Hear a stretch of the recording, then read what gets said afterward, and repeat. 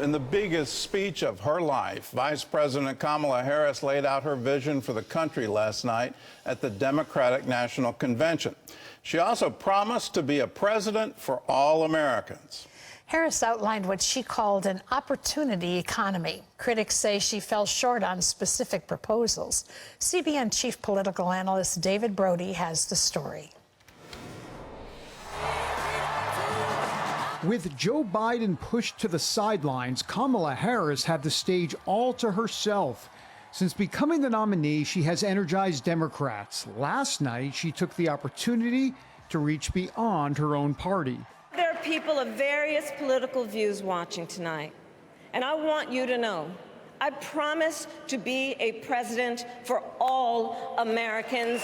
You can always trust me to put country above party and self. Despite being vice president for 3.5 years, her narrative hasn't been fully cemented. 1/3 of voters don't really know much about what she stands for. In her mission to define it, she highlighted her career as a federal prosecutor. Every day in the courtroom, I stood proudly before a judge and I said 5 words: Kamala Harris for the people. She told a story of a middle-class girl who is now fighting for the little guy. Meanwhile, her opponent wants voters to see something entirely different. Comrade Kamala Harris. I call her comrade because she is a radical left Marxist. Harris also had a few choice words for Donald Trump. She spent large portions of her speech attacking him. Donald Trump is an unserious man. But the consequences of putting Donald Trump back in the White House are extremely serious. But what about seriousness of policy? Her recent economic proposal of price controls to bring down inflation went over poorly, even with liberal analysts. Thursday evening, she continued to be relatively vague. We will create what I call an opportunity economy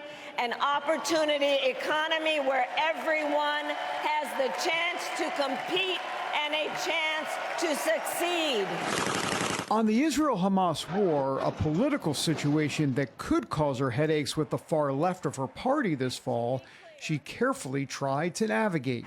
I will always stand up for Israel's right to defend itself. President Biden and I are working to end this war such that Israel is secure, the hostages are released, the suffering in Gaza ends, and the Palestinian people can realize their right to dignity, security, freedom, and self-determination. It remains to be seen how detail-oriented she handles that issue and others as the campaign moves on. So far, she's been riding the momentum of positive vibes and party enthusiasm. The next chapter could be a heavier lift. Harris has to convince independent voters that she is the right candidate for the next 4 years. She carries some of the burden of the past administration, but she also needs to show that she is can stand on her own and know that and voters trust that she's going to be better than Trump for the next 4 years. Brody is with us now for some more analysis. So how do you assess the effectiveness of the convention and specifically Harris's speech? Well, I thought she did very well. Look, Gordon, Trump's got a fight on his hands. She came across as extremely tough last night. She came across, obviously, as a former federal prosecutor. You can imagine that was the vibe that she was going to give off, and she did. I mean, look, I kind of always see this through the lens of folks that are not paying too much attention to politics. Because if you are paying attention to politics, then you can kind of go through the speech and see all of let's be honest, we're doing a fact check here, a lot of the lies she told. I mean, she said that Trump wants to implement Project 2025. Not only has he disavowed that, he has an actual agenda. It's called Agenda 47. That's his plan, not Project 2025. And she talked about him wanting a federal abortion ban. He's actually said the exact opposite. And not only that, he's getting in trouble with the pro-life community because of that. She talked about him wanting to cut Social Security.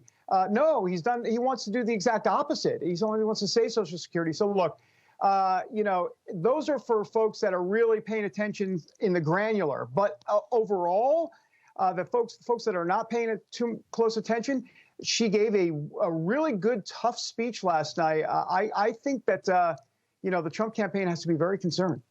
Well, the momentum seems clear, and what was predicted as a charm offensive in the media coverage is certainly happening right now.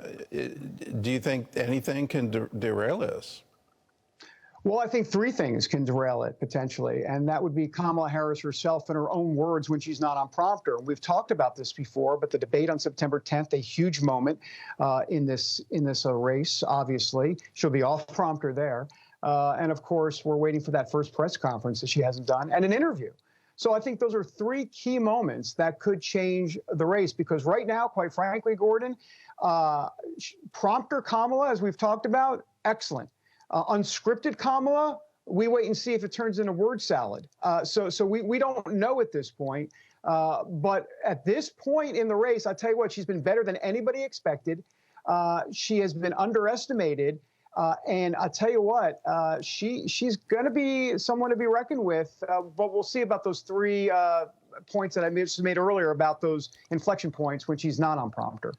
Well, if I were running her campaign, I'd do the same thing that Biden did in 2020. I mean, he's famous for campaigning from a basement. He had COVID sort of as the cover, but if she just continues to be on prompter and on message, she's obviously very effective at it. So if I were handling her campaign, I wouldn't have any unscripted moments at all. Reagan did the same thing back in 1980 and did it very well and won the presidency. Let's talk about the divisions within the Democrats. We predicted earlier this week that there could be as many as 100,000 people in the streets of Chicago protesting for Palestinians. That didn't turn out. There were some violent incidents, but it seemed to be remarkably contained. So how is she going to deal with the division among Democrats over Israel? Well, regarding the protest, you're right. It was the best case scenario, if you think about it, for Kamala Harris and the Democrats. Look, there are going to be divisions. Here's the thing. I thought what was interesting last night, she's trying to split the difference here. She's kind of trying to placate both sides when she talked about Israel. And by the way, as we played in the piece there, her Israel comments were extremely strong. And then, of course, she followed it up with self-determination for the Palestinian people, and what's going on in Gaza is a travesty. But if you notice, Gordon, she did not call out Benjamin Netanyahu by name. I thought that was significant. That would have been something that the far left of her party would have wanted her to do. She didn't do that. She also said that she will protect Israel any way possible. And then she, in essence, said, including military funding. She didn't say military funding, but she said a right to defend itself, and we will support that. It was more of a pro-Israel view in the speech, I felt, than a full embrace of the far left position. And I think she is playing this smart. She understands that in Pennsylvania, you got 4% of the voters there are Jewish. She needs Pennsylvania. That's crucial.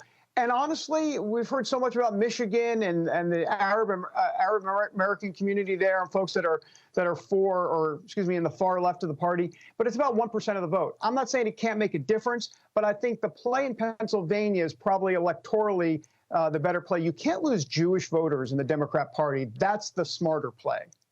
Well, the response from the Jewish community has been that she threaded the needle, that she did it perfectly. And was able to balance. I can argue the history. The Palestinian people have had an opportunity to have a state since 1948, and every single time they've refused. The famous quote, the Arabs never refuse an opportunity to refuse an opportunity. I misquoted. The Arabs never miss an opportunity to miss an opportunity. They've had repeated attempts from 1948 to 1967 to the Camp David Accords to the Oslo. They've always turned it down. So it seems odd to kind of bring that back. But anyway, that's just history. Let's talk about RFK today. He's got a 2 p.m. speech out in Arizona, and he's expected to endorse Donald Trump. Do you think that will have an impact on the race? I think the race is so close that everything could have an impact because, as we've talked about, Gordon, elections are won typically on the margins. And in this case, in this election, that's in all caps. In other words, yes, I think it can have an effect in places potentially like Nevada, places like Michigan, where RFK polls better than in some other states. So we'll see. But I think Kamala Harris's problem beyond RFK is the fact that if you look at the details underlying some of the fundamentals in the race, she's 9 points behind Trump, and this is pretty consistent. 9 points or so behind Trump on the economy. She's behind Joe Biden at this state of the race back from 2020. She's behind his numbers regarding men, down 4% from Biden's numbers at this stage. 4% she's down with Hispanics compared to Biden at this stage, and 12% among black voters compared to Biden at this stage. So she's got a lot of work to do. This idea that the media is behind her, true. The idea that there's a positive vibe, true. The fact that there's enthusiasm with Democrats behind her, all true. But if you look at the granular crosstabs, which, yes, I put on my geek hat, and I do, you see the iceberg right ahead for her because there is kind of an issue here that she's got to be very concerned about. Well, it seems that she's quite obviously campaigning on I want to be likable. Right. And that seems to be the major push, and that's where she sees weakness on the Trump side. So we'll expect more of that. I can't miss the historic moment and congratulate her. She's the second woman to ever be nominated by a major party for the White House. And she's the first woman of color, the first minority to be nominated. That is an absolute historical milestone. So congratulations, Vice President Harris. It's really incredible to see it.